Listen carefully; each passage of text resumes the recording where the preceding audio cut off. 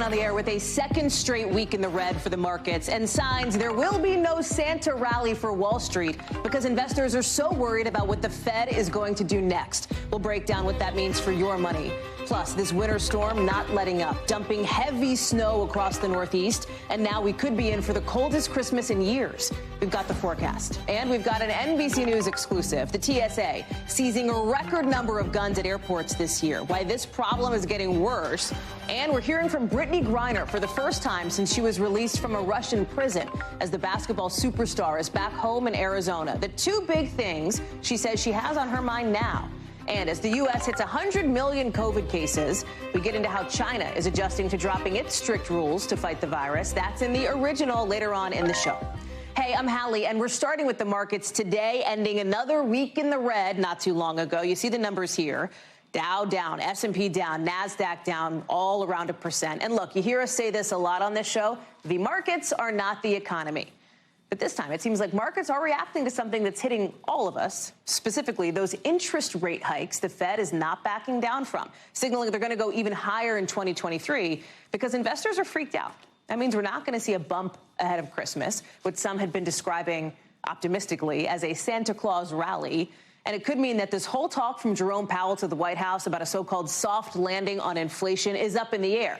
That is why the R word is getting tossed around, recession. Bob Pisani is here to explain this. And Bob, the soft landing under threat argument is what you've been laying out on CNBC today. So break this down in plain English for us, what it means for all of us. Well, as you said, the Federal Reserve is raising interest rates in an effort to combat inflation. That's one of their main jobs, to combat inflation. The problem is it's a very, very blunt tool, raising interest rates. They want to slow down the economy just enough to slow down demand, and theoretically, that will slow down inflation. Okay, that makes sense. The problem is we don't know what kind of slowdown we'll get. Will we get a soft landing where you get jobs just slow down a little bit? Jobs have been very hot recently. Real estate goes down a little bit, and we're all fine. Or do we get a hard landing where a lot of people suddenly get thrown out of jobs sometime 6 or 8 months from now, and real estate drops a lot more, for example? We don't know because the Federal Reserve in the past has done this. They've overshot. They've raised interest rates and kept them high too long. The problem this week is the Fed said, inflation's still too high. It's coming down. So we've got to keep interest rates higher for longer. And so the crowd that thinks we might have a hard landing is starting to gain more currency over the crowd who thinks we might have a soft landing. Is there anything short of the Fed stopping hiking rates that would make markets feel better, investors feel better? Well, not really. Right now, that's the main thing on everybody's mind, because hiking those interest rates is what's driving the stock market down at this point. Remember, bonds higher means that people can invest in bonds at 4% or so. Those are good returns. They compete against the stock market. But those higher rates, well, it's good for savers, good for people who have CDs. It's tough for people buying houses. Mortgage rates are still well over 6%. It's tough for people who want to go out and get loans, for example. So that all slows down the economy a little bit. And even though you say the stock market is not the economy, it's true, not completely. Don't kid yourself. If you don't have a good economy, you don't have good earnings, and you're not going to have a good stock market. It also affects consumer confidence, right? Morale, et cetera, et cetera. Bob Pisani, CNBC. Really appreciate you. Thank you. We are staring down what could be the coldest and snowiest Christmas in years. You ready for this? Just as right now, parts of the country are digging out of a near-record snowstorm. More than 9 million people under winter weather alerts with the potential of below-zero wind chills. The latest spot to get slammed? Look at the Northeast, man. You see it right here. Parts of upstate New York, the campus of Penn State. This thing's headed to New England next, and soon there will be another wave of snow in Buffalo with up to 2 feet this weekend. That's after we can now confirm at least 39 tornadoes slammed the South over the past few days. Thousands of dollars in damage from Louisiana to Florida. Kathy Park is live for us in Syracuse, New York. And Kathy, the big challenge for the crews tonight, this storm is wet. It's moving very slowly, right? So it's dropping heavy snow, and it's not going away quickly. Talk us through it. Yeah, so Hallie, we've actually been tracking this storm here in Syracuse, New York since late yesterday afternoon. Right now it's tapered off. It's moved to the New England area, so portions of New Hampshire, Vermont, Maine, they are getting slammed right now. We're told the snow totals are anywhere between a foot or more, and they can probably be looking at several more inches when the system finally pushes on out of here. And now earlier today, we had a chance to speak with some of the folks staying busy today, some of the folks trying to clear up the roadways to get ahead of the storm. Take a listen. Are you surprised at how much is falling right now? I mean, it seems like it's starting to stick right now. I am. I thought we would have a couple breaks and so we could get it cleaned up a little faster. It's hard to keep up because it's falling heavy. It's nonstop today. Are you kind of used to storms like this? I am. It doesn't mean they're pleasant. So, Hallie, statewide, the governor of New York, Kathy Hochul, actually activated thousands of pieces of equipment to be at the ready ahead of the storm. They did a pretty good job because no major incidents to report. Here in Syracuse, we got roughly 6 inches of snow, but as you mentioned, it's that heavy, wet snow. So we got some accumulation on some surfaces like the grassy areas, but you might see a lot of the traffic moving pretty quickly behind me. So a lot of the pavement, pretty clear at this hour, so things look relatively normal, at least here in Syracuse. But once again, the New England area is still getting slammed with several inches of snow.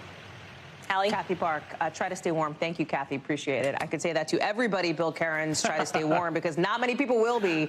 Because another one is right on the heels of this storm with maybe the coldest Christmas for a lot of people, if not a white Christmas in years. Talk us through it. And I don't know about you, but I'll take the snow over the cold any day. I mean, I can move the snow around, but it's hard to get warm if you're going to be outside in this brutal cold. Yes, really. That's been okay, Bill. You never spent any time in the northern plains, because that's where it gets real cold. All right, so here's the weekend forecast. So this is your weekend to get things done. The bitter cold is going to come down from the northern plains, and then we're going to be watching that storm exiting New England tomorrow morning. Lake effect snow showers on Sunday, as Hallie mentioned. The Buffalo area south towns could get maybe 1 to 2 feet, but most of the country is great for your errands. This Arctic blast, which is now just beginning, the wind chill in Bismarck is -5 right now, and this is just a taste of things to come. So you have had a blizzard for like 4 days in a row, and now you're going to see the cold just reinforcing itself. Tomorrow morning, the wind chill in Bismarck will be -20, Omaha 1, Minneapolis 5. You get the idea. And then it's actually going to get colder as the week goes on. Look at the morning lows in Rapid City. This is not wind chill, just the actual temperature down to -13. Minneapolis, -1. Chicago in the teens. So by far the coldest air mass we've seen this winter is coming in. And here's the outlook from December 22nd to the 26th. And you see it looks like a big purple blob here, a big Barney sitting here over the eastern U.S. Much colder than average temperatures over the Christmas period.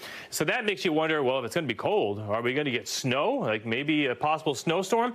Our European computer model, this is as we go throughout Thursday, Friday, Saturday, a Midwest snowstorm possible, especially on Friday, Chicago, Cincinnati areas, maybe even St. Louis. But our American computer model is much further to the south and actually brings a snowstorm all the way up the eastern seaboard with a high impact event from Boston to New York to D.C. all the way to the south. So, Hallie, we still have some things to iron out about who's going to get the snow right before Christmas, but we know for sure it's going to be cold for just about everyone east of the Rockies. Bill Cairns, we'll be all bundling, that's for sure. Thank you very much. I'm sure we'll talk next week. The U.S. now has hit 100 million confirmed COVID cases. You hear that? 100 million cases confirmed in this pandemic, with new flu numbers now in from the CDC. And the big headline there is that the virus is definitely going around big time. More than 23,000 people went to the hospital with the flu, down from last week, but only very slightly, right? So it ticked down a little bit, not by much. 9 kids died from the flu in the last week. We're talking about more than 15 million cases of the flu this season alone, 9,300 deaths.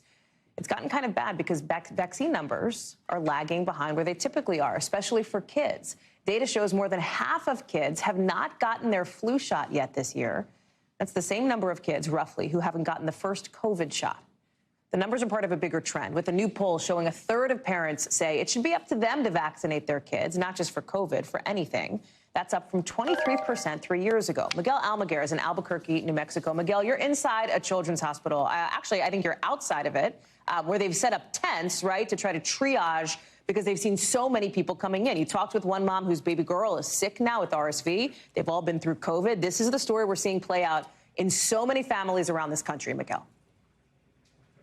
Yeah, that's right, Hallie. The outside units we were at just a short time ago are taking adult patients there because they can only treat them to a smaller degree than those folks inside. Inside, there is simply no room. This bed you see behind me is open because they don't have enough doctors and nurses to actually staff this unit. The hospital here is at 130% capacity, meaning they have more patients than they can handle. They can't take in many more patients right now. They're kind of swimming in patients. We know in the pediatric unit, they actually have 2 cribs inside each room. It's usually only one. It's the first time in recent memory they've had that many cribs inside those units. And as you mentioned, we spoke to a mom who brought her young daughter here, only a couple of months old. At the beginning of the month, she was first diagnosed with COVID. She then developed RSV. She had some very serious battles. Here's what she told us.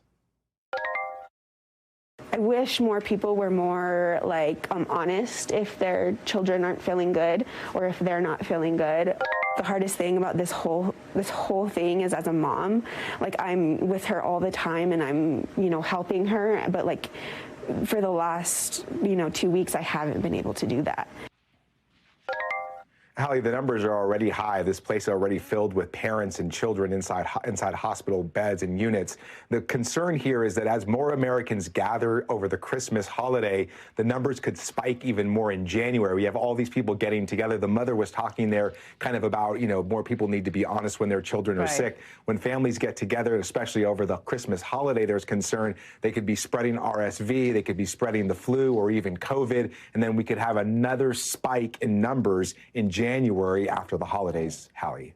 And I just talked with a top White House official less than 24 hours ago, Miguel, who's concerned if people don't get vaccinated against COVID, for example, we'll see that winter wave post-holidays. Miguel Almaguer, thank you for being inside that hospital for us here tonight. Appreciate it. Let's go now to Erica Edwards. And Erica, you heard me say it to Miguel, right? People, top public health experts are saying you got to protect yourself now so that we're not in pain later with so much COVID and flu and RSV in this country. Well, that's right. And in fact, I talked with Dr. Rochelle Walensky, the CDC head, earlier, and we talked a lot about, part of the problem is vaccine misinformation. In fact, she told me that vaccine misinformation and disinformation is one of the biggest threats to our public health. And in fact, it's the pediatricians who are on the front lines trying to ease, real fears that parents might have once they hear one of these, untruths, one of these myths about vaccine safety. Doctors say it's like trying to play whack-a-mole, kind of fight off, each time one of these rumors pops up. Dr. Walensky said that although she works sort of on the national level to educate the public about vaccine safety and effectiveness, she said it really comes down to those on the local level to break through and fight vaccine misinformation. Here's what she had to say. It is very hard in a 2 or 3 minute soundbite to really anticipate what every parent's question is going to be, or to be able to anticipate the specific concern within your family. Much of this has to be at the education at the individual level, at a parent to provider level. Yeah, so that means your kids' doctors, even a pastor or other church leaders. Walensky did caution against getting vaccine facts from social media. Hallie. Erica Edwards, great interview. Thank you for bringing it to us here tonight. Appreciate it. Breaking news right as we were coming on the air here. The state's attorney in Lake County announcing charges now against the father of the Highland Park shooting suspect for signing his son's application for a gun license. You'll remember that this was the July 4th parade shooting that happened in a suburb of Chicago this past year. Listen to this news conference that happened right as we were walking in. In this case, the system failed when Robert Crimo Jr. sponsored his son. He knew what he knew, and he signed the form anyway. Robert Crimo Jr. is facing 7 counts of reckless conduct, which is 1 charge for each victim who died. The charges coming months after his son allegedly opened fire during that parade in North Chicago. 7 people killed, dozens of others hurt. Maggie Vespa is joining us now. And Maggie, I think people may remember that there had been questions about this even as early as some of the initial court proceedings for their son in this instance. The question that we talked about here on the show with legal experts and others was, would these parents face any liability here? And in this instance now, we are seeing that, at least for the father, that is going to be the case. Exactly, Hallie. I mean, those questions came out within days of the shooting. You remember, police confirmed at the time, almost immediately after the shooting, that Robert Crimo III, the alleged shooter, had bought his guns legally after his dad had sponsored his firearm owner's ID card. And that was the action at the center of those questions. That happened, the sponsorship of that card, in December of 2019, 3 months after Illinois State Police said a family member reported that Crimo III, again, the alleged shooter, had a collection of knives and had been making threats. The quote that they used was that he threatened to, quote, kill everyone.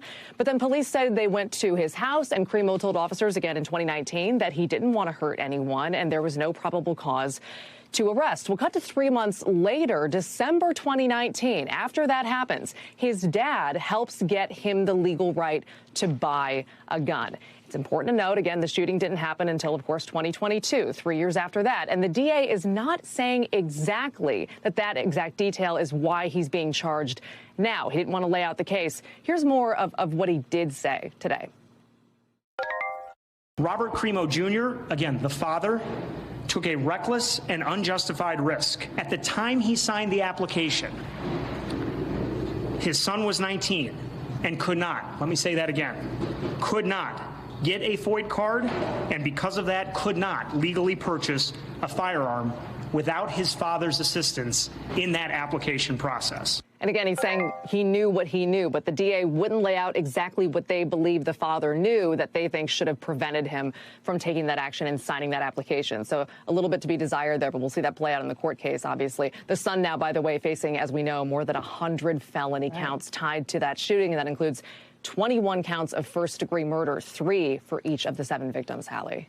Next steps, I assume that Crimo, the father, then goes for another hearing, and probably soon, right? Yeah, he'll have a bond hearing tomorrow in Lake County, again, a northern suburb of Chicago. This after he turned himself in to Highland Park Police today. He could face 3 years in prison for each of the 7 counts, but the DA noted they would likely be served concurrently, meaning at the same time. And at this point, we do want to bring in a statement that we just got into our email from Crimo Jr.'s, again, the father's attorney. It's several paragraphs, but they call the charges baseless and unprecedented, saying this decision should alarm every single parent, going on to say that the DA is alleging that parents should know exactly what their, at the time, adult children are thinking. And then it finally wraps up by saying Mr. Crimo Jr. continues to sympathize and feel terrible for the individuals and family who were injured and lost. So again, at the first hearing in this case tomorrow, and we'll see how these charges play out. Hallie. Maggie Vespa, thank you for bringing us that developing news late tonight. Appreciate it. Also developing in just the last couple of hours, we're learning that a committee on Capitol Hill is going to hold a hearing Tuesday to talk about former President Trump's tax returns that have thus been elusive so far. We don't know, right, if we're going to get to see it, if you're going to get to see those returns, if anybody else will. But we do know that the committee finally got its hands on Mr. Trump's taxes after the Supreme Court blocked the former president's push to essentially prevent those returns from coming out back in November. The panel wants to get this all done fast, right? This congressional committee. They don't have much time left this congressional term. Republicans will take control of the House next month, and then presumably all of this goes poof. Garrett Haake is on Capitol Hill. So, Garrett, we know, and I get that you've aptly dubbed them Schrodinger's tax returns because the committee won't confirm they have them. Whatever. Bottom line is they have the tax returns, just in plain English. So then what is Tuesday's meeting about? Does it mean they're going to get ready to release those returns? Will they talk about them? Do we even know right now? Well, this hearing will be held mostly behind closed doors. The committee has said they're going to immediately go into executive session so they can discuss what to do with these tax returns. And Hallie, the committee isn't saying what they're going to do with those returns, but the only reason you would even have a discussion like this is if you're trying to make at least part of these tax returns public. Now, there is some historical precedent for tax returns being acquired in this way to at least be described in public. It happened with some of Richard Nixon's tax returns. There was a staff report that came out that kind of talked about the content of those returns. That's why this power exists. I mean, it's meant to be to look at the audits of presidential tax returns. They've got them in their hands now, and they've got to decide what to do with them. I suspect that when it's all said and done, and it'll have to be sometime between now and January 3rd, we will see what's at least some of what's in these tax returns, but that's going to have to be hammered out in this executive session because, as you point out, the secrecy rules around these tax returns are so extreme, it's basically the only way committee members can even sit down to talk about what they want to do with them. And let me just explain to folks, and you all know this, but why this matters, right? Because this isn't just like a matter of intrigue or drama or whatever. Donald Trump has long avoided releasing his tax returns. bucking the tradition in modern history of presidents before him. He has evaded questions about it for the last 7 years. He has insisted the American people don't care, that the taxes are under audit, et cetera. Whatever. The bottom line is he hasn't put them out there. The reason why people care about those returns in particular is because he has the Trump Organization, and there are questions about conflict of interest, right? Considering that he, for example, owned for a little while a hotel right here in Washington where people with international, national business in front of the government would come and stay. That is the question that is sort of central here, right? Is was there anything sketchy going on? Yeah, I think that's the biggest one. Conflict of interest is the single biggest question. The other is simply, is Donald Trump as wealthy as he says he is? I mean, he has made his personal wealth central to his political brand. When the New York Times got a hold of some of Donald Trump's tax returns a couple of years ago, it became clear that he's actually losing money hand over fist in many circumstances. And it's possible that these returns will show that he's simply not the top-tier businessman than he claims to be. So there's obviously sort of a political and a quasi-legal set of ramifications here when it comes to both that and the conflicts of interest that may or may not be revealed. Let me have you put on your other hat as the person who covers not just Donald Trump's taxes, but also Donald Trump's potential exposure as it relates to January 6th and the insurrection at the Capitol. Because we know that Monday the committee will meet for a meeting, not a hearing, but a meeting. What should we expect to see from that, Garrett? We will obviously have special coverage here on NBC. What should our viewers be anticipating? Well, I think, first of all, there's going to be referrals, plural, of several different types, both criminal referrals, of which Donald Trump is at the top of the list, and referrals to other entities, whether it be the Federal Election Commission or state bar associations, and quite likely the House Ethics Committee, probably for some of those members who ignored subpoenas. When it comes to the criminal charges for Donald Trump, the committee isn't talking, but I think they've given us a pretty clear roadmap of at least two of the charges I expect them to pursue. One is obstruction of an official proceeding. The other is conspiracy. I say this because the committee has argued these points in court, and they've been backed up by a federal judge. If you've talked to any of these committee members, if you've seen their interviews, Hallie, you've interviewed a number of these committee members, they love to talk about Judge John Carter's decision in that John Eastman case, the case that gave them access to those emails. Carter gave them a roadmap on those two charges. He said, a federal judge, that he believed there was a preponderance of evidence that Donald Trump committed those two crimes, which is why he said Eastman's emails about them couldn't be protected by privilege. If I'm a member of the committee, that is the clearest roadmap they have to pursue criminal charges that they think a federal judge already believes the former president committed. So I think that's a starting point for Monday. How far they go beyond that, we'll find out. You'll be with us as we do. Garrett Haake, thank you. We'll have you covered, of course, for all of it, all day, right here on NBC News Now, streaming starting 12:30 Eastern. Do not miss it. I'll see you there. Brittney Griner, for the first time, speaking as she is back home, not just in America, but back home in Phoenix, ever since her release from a Russian prison. Posting on Instagram, she intends to play for the Phoenix Mercury when the season tips off in May. She thanked her family, her team, the Biden administration, her medical staff in San Antonio, who she says made sure she was okay. She also says she will use her platform to help try to bring Paul Whelan and all the Americans being wrongfully held overseas home as well, just like she was able to get off that plane. You just saw that picture. Joining us now is Peter Alexander from the White House North Lawn. It is great news, Peter, right? Like we so often talk about bad news, right? This is a really good piece of news for Brittney Griner, who is back home with her family in Arizona. She is insistent she's going to play basketball again. She's getting ready for it. Talk about what the next few months looks like as she's settling in and trying to put the pieces back together after nearly 10 months in a Russian prison. Yeah, and remarkably, it's only 8 days after she got to Brooke Army Medical Center in San Antonio that she was able to leave. That's a process where she goes through physical checkups, mental checkups as well, but clearly she's in good enough condition to go back home to Arizona. She said in that Instagram post, "It feels so good to be home." She described the last 10 months as having been a battle at every turn. So you got to anticipate the next several months are going to be an opportunity to reacquaint herself to the people that she loves. Her wife, Sherelle, of course, that moment they shared when she arrived back in San Antonio. Sherelle Griner was there to greet her, an opportunity to revisit with other loved ones and those teammates. Notably, it's only 5 months before they tip off the beginning of the Phoenix Mercury 2023 season, May 19th. You can circle the date on your calendar. That's when they play at Los Angeles against the Sparks.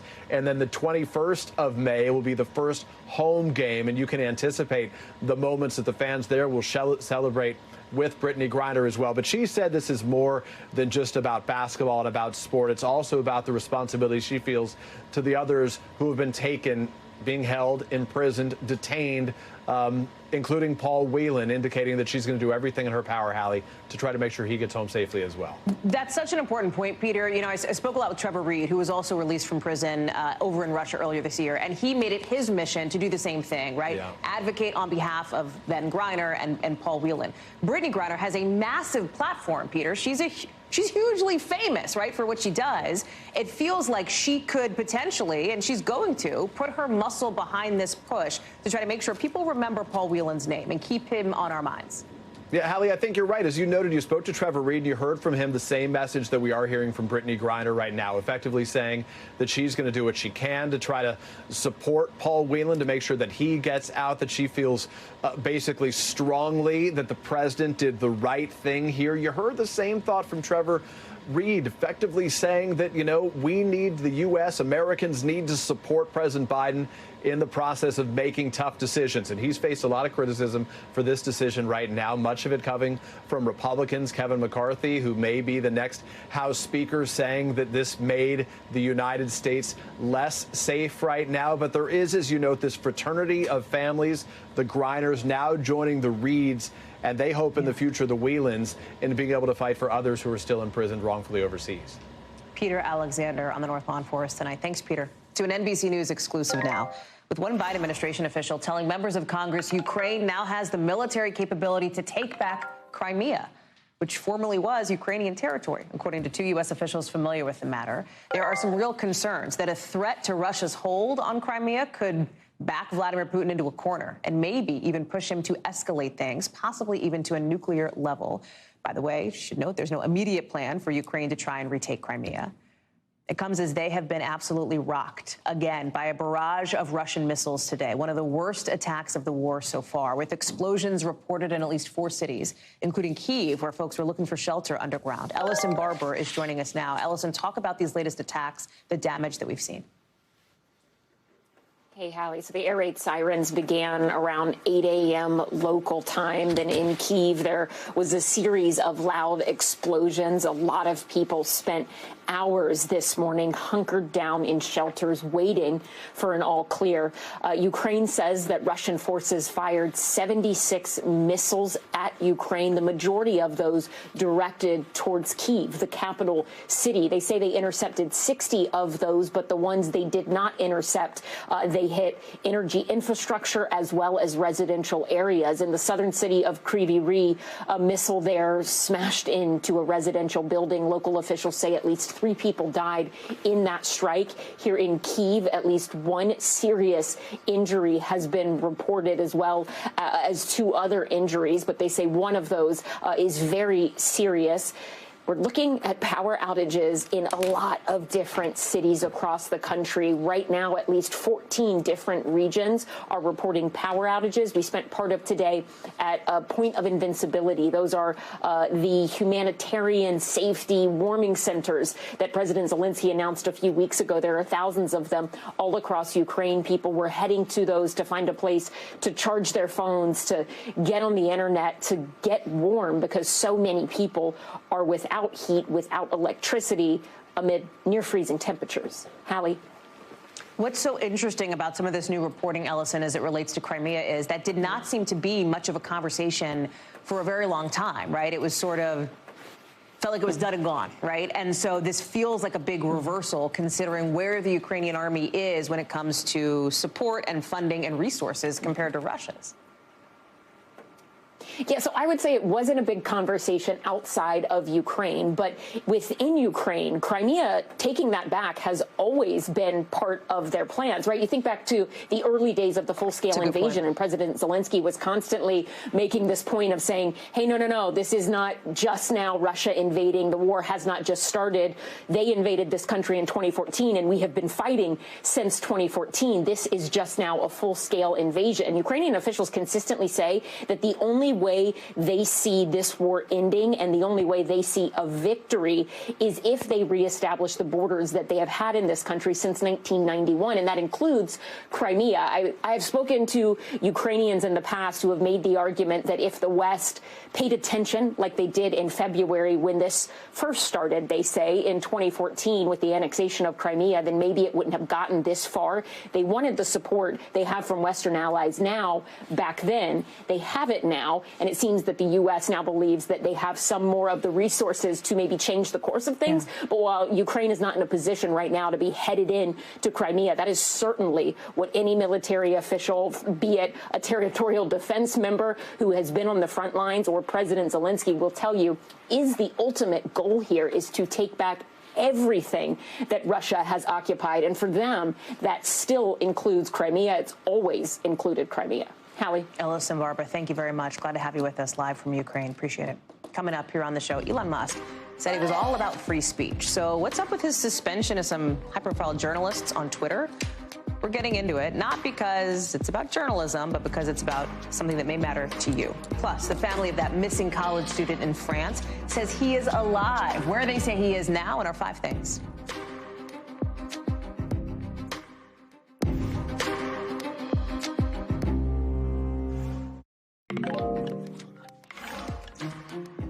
Tonight, we are hearing exactly what went down in that Twitter space chat between journalists and Elon Musk after he suspended some of those accounts for what he calls doxing. Listen. I never posted your address. They posted a link to the address. We posted a link. In the course of reporting about Elon Jet, we posted links to Elon Jet, which are now not online. Your docs, you get suspended, end of story. That's it. Okay, that's Musk talking to one of the journalists whose account is now apparently suspended, along with all these others you see on screen here, for 7 days. These are people who mostly cover Musk as part of their jobs, cover Twitter. Musk says the suspensions are because of Twitter's new rules that ban people saying where somebody is at a live location moment, right? Like, meaning if I'm going to say, hey, Hallie Jackson is in X location right now, like, that's against the rules. It's because of this. His private jet was tracked on an account called Elon Jet. This Twitter handle, Elon Jet, was run by a college student in Florida that tracked Musk's plane. Musk didn't like that, alleging in a tweet that that account posted his exact real-time location, calling them basically assassination coordinates. NBC News has not been able to verify some of the allegations here. I want to bring in Dave Ingram, who covers all things in the digital space for us. And Dave, like, here, let me broaden out the conversation to why this matters, because if you are a very online person, you already know all about this Elon Musk Twitter drama, right? The bigger issue is this free speech conversation. Walk us through sort of how we got here and where we are, and then I have a second question for you. Yeah, well, so how we got here, so let's talk for a second about the account Elon's Jet. You might wonder why people wanted to know where Elon was going. And the fact is that he is one of the most wealthy people in the world. And you could see where he would go, like he would take a trip to Brazil, and then you would see him pop up in the news a day later hanging out with the president of Brazil. So these are sort of newsworthy kind of movements by Elon Musk. And, I think I would take a little issue with his description of these coordinates as like assassination coordinates, where he feels like his precise location at any moment is being tracked. These are mostly after the fact posts where, again, this 20-year-old student would post that Musk had just landed in Oakland or just landed in Miami. And so it wasn't exactly like, here's where you can go to meet Elon Musk. He did post something, though, about how he alleges he was essentially stalked by somebody with his child because he claims of some connection between this tracking capability and then sort of being followed here. He seemed extremely concerned about that piece of it. That's right. And we don't know quite what the facts are there yet. The NBC News is trying to confirm exactly what happened. This was somewhere in Los Angeles. And there was a video that was posted online, but there hasn't really been confirmation yet of who that was and what the precise danger was. But, going back to the bigger issue of free speech here, this is really going back to who can say what on Twitter. And that's sort of at the whisk of the whim of Elon Musk.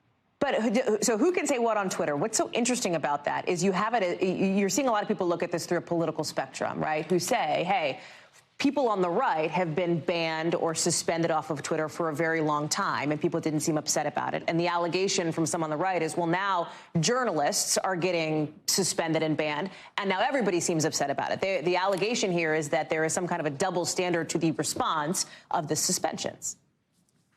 Yeah, one level here, Musk had said weeks ago that he had no problem with leaving this account up.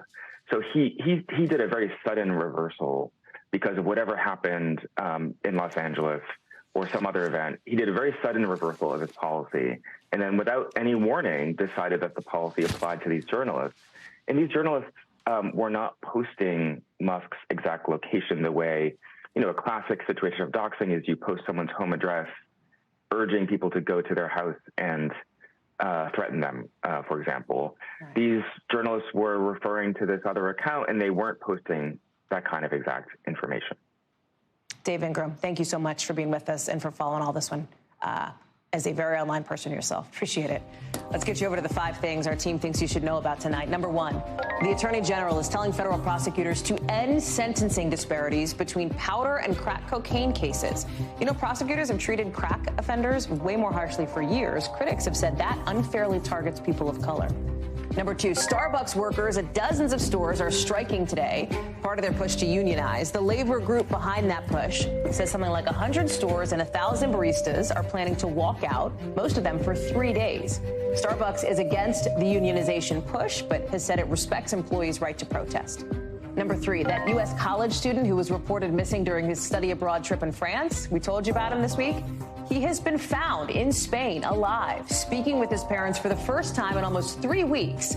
In a mystery that caused this international search, the family posting on its website that their son, Ken DeLand, called them early this morning. They haven't said where he's been for the past few weeks, how he ended up in Spain, why he hadn't gotten in touch earlier. Number 4, check out what's on your screen right now. Look at this mess. It's what's left of a huge aquarium that burst in Berlin this morning.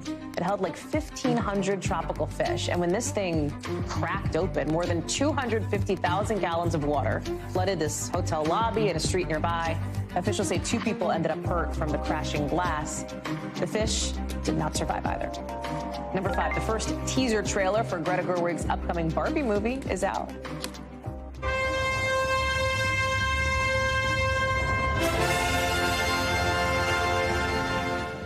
What do you think? The teaser was pretty much a spoof of a classic scene from 2001: A Space Odyssey. You got a good glimpse of Margot Robbie as Barbie, but no real hint of what is this movie even going to be about anyway. It comes out next summer, probably in your group chats too. Still to come, the first charges against officers in the death of a black man in Louisiana that officials first initially tried to blame on a car crash. We'll talk about what the victim's family and officers' lawyers are saying next.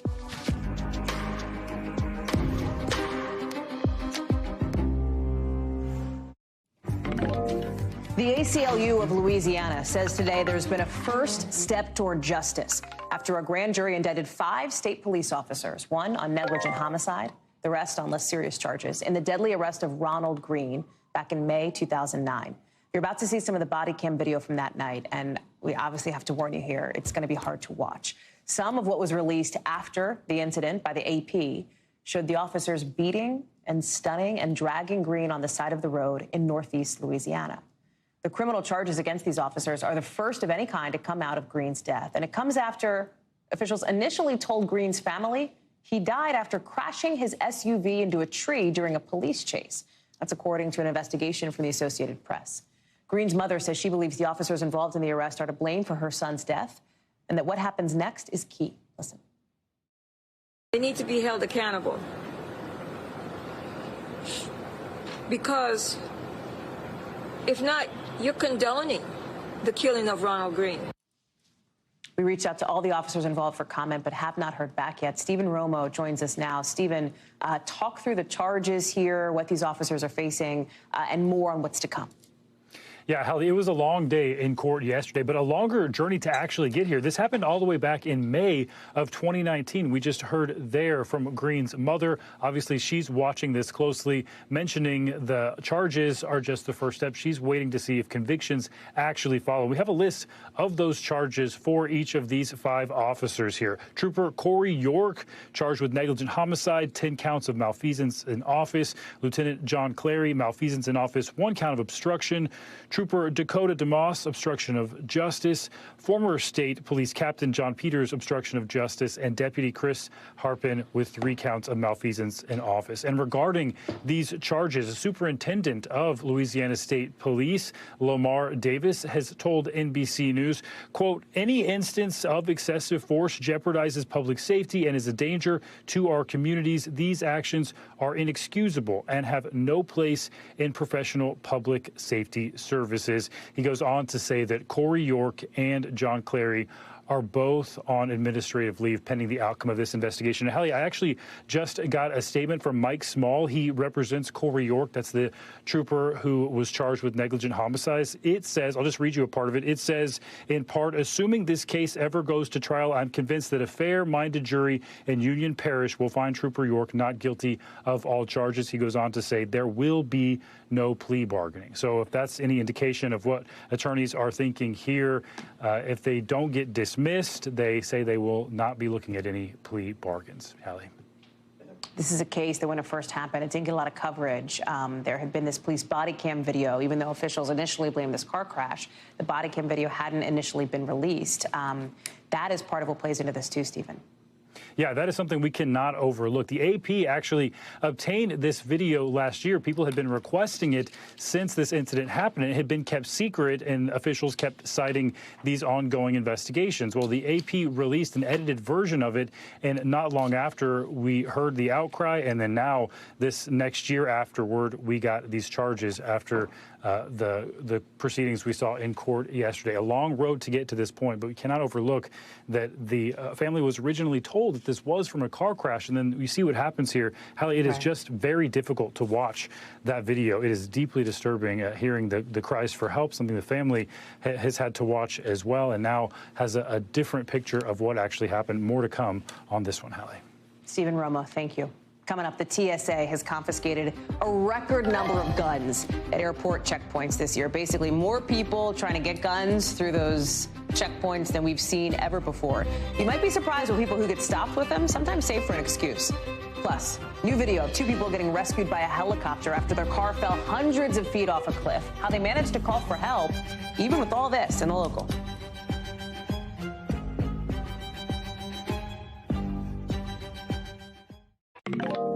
To an NBC News exclusive tonight, just ahead of the winter holiday travel season, the TSA saying it confiscated a record number of guns this year at checkpoints at the airport.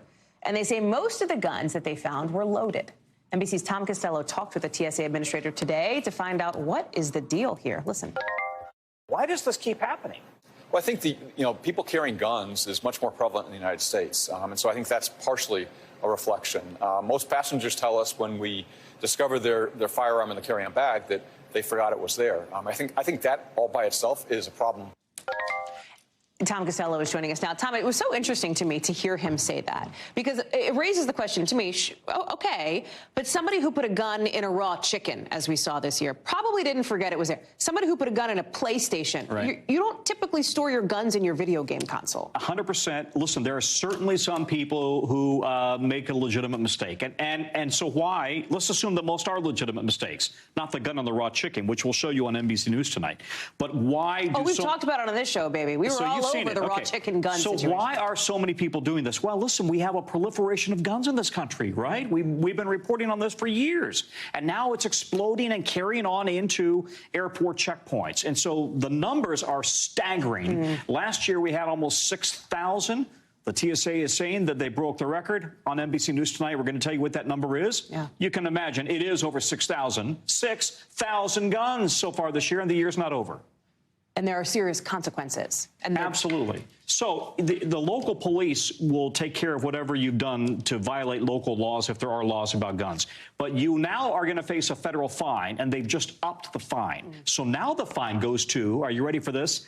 Up to $15,000. You forget you have a gun in your bag?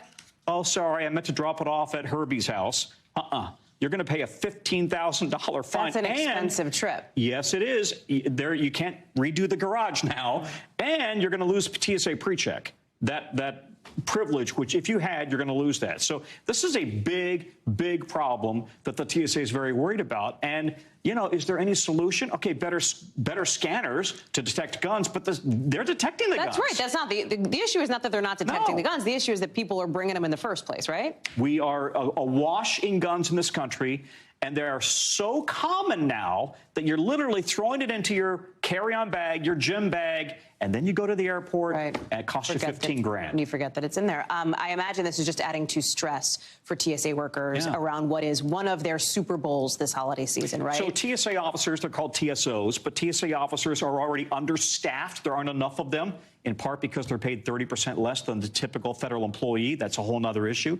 But so now they're dealing with the stress of all these weapons coming through and the crush of people coming through all of the checkpoints. So yeah, it's a stressful job. They're going to be moving TSA officers cross country. So if you are a TSA officer in, you pick the town or the city, Des Moines, not picking on Des Moines, just say that they don't have the volume that you have, for example, in LAX or Denver. They're going to take some folks from Des Moines to Denver, to LAX, to backfill over the holidays. That's interesting. Most people probably don't want to be doing that, you know, be transferred to whatever, some other city over the holidays, but that's what they're going to do to try to make sure they have enough officers on the scene. Tom Costello, thank you. We're excited to see more of your reporting, as you alluded to tonight on NBC Nightly News. You can watch it with Lester Holt and Tom Costello tonight at 6:30 Eastern. However you are streaming, you can watch it. You can watch it on your news station, whatever. Tom also has a brand new special on another topic he's an expert in called Battlefield: Space to the Moon and Beyond, airing tomorrow at 11 a.m., Sunday at 2 p.m., right here on NBC News Now. That Tom Costello, he's a busy guy. NBC News covers hundreds of stories every day, and because you couldn't possibly read or watch or listen to them all, our bureau teams have done it for you. This is what they tell us is going down in their regions in a segment we call The Local. From our Southeast Bureau, 2 men in Florida somehow avoided getting really badly hurt. Look at this, when they got ejected through the front windshield of a tanker truck. A security camera saw them running away from the truck that was carrying a lot of cooking oil. Neither of the men were wearing a seatbelt, according to highway patrol officers. It's not clear how or why the driver lost control, just like that, of that tanker. Out of our Western Bureau, new video of a dramatic chopper rescue in California. Officials say it's a miracle that these two people, a man and a woman, are alive after their car went off a road and fell something like 300 feet into a canyon.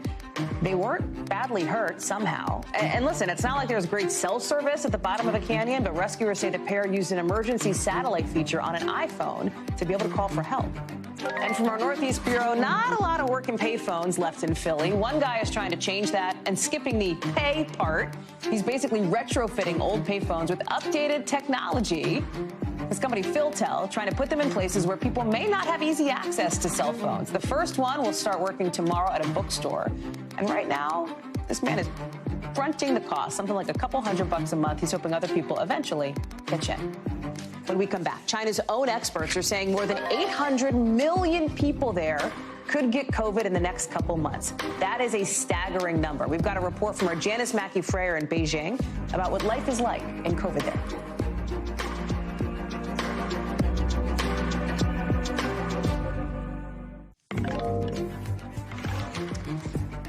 To our original tonight, in-depth reporting on a topic we've been keeping an eye on. Experts say China will probably see an explosion of COVID cases coming up.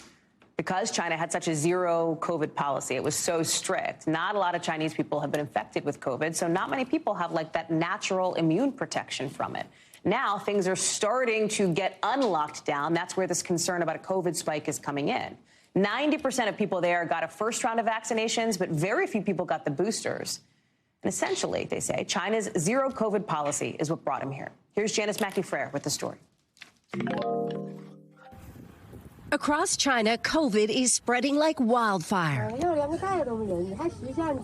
The country's own experts figuring more than 840 million people could be affected within a few months. The Omicron variant spreading so rapidly here that officials in Beijing simply stopped counting asymptomatic cases. It's unclear how many here are already infected, but all week the city has been a ghost town. People either too sick or too afraid to venture out. The few lineups around at government fever clinics or at pharmacies, the ones we saw, struggling to meet demand for testing kits and medication like ibuprofen. For the longest time, people weren't able to buy over-the-counter medications, so now there's a rush to stock up. The concern that the healthcare system won't be able to cope with the crisis. Already, health officials have told medics to report to work even if they have COVID. The death toll is expected to rise, though official numbers here remain vague. While the surge across China started when zero COVID measures were lifted, it's likely infections were already spreading fast. Experts say it could now be doubling every day. There's no pre-existing immunity from prior waves of COVID because there haven't been prior waves of COVID in China. That's different to other parts of the world. And so the only immunity is from vaccination, and that doesn't do much to stop infection. COVID is hitting China like never before. Just weeks ago, harsh zero-tolerance rules would have meant centralized quarantine and lockdowns. Now health officials are urging people with mild symptoms to avoid going to hospitals or even calling medical hotlines. To be honest, I was scared to get the virus, says Xin Mei, adding she's good with it now because building immunity means she can visit relatives without worrying. There's been a whiplash change in state media messaging around COVID, too. No longer demonized, Omicron is among the hottest topics on social media. And top officials are playing down its severity, even renaming it the coronavirus cold. But there is a looming worry that the sheer scope of infections in China will allow the virus to mutate and form new COVID variants that could impact the rest of the world. Janice Mackey-Freyer, NBC News, Beijing. Our thanks to Janice for that original reporting. That does it for us this hour. We're going to have more for you here on Monday, same time, same place. Happy Friday. Enjoy your weekend. More coverage picks up right now. Thanks for watching our YouTube channel. Follow today's top stories and breaking news by downloading the NBC News app.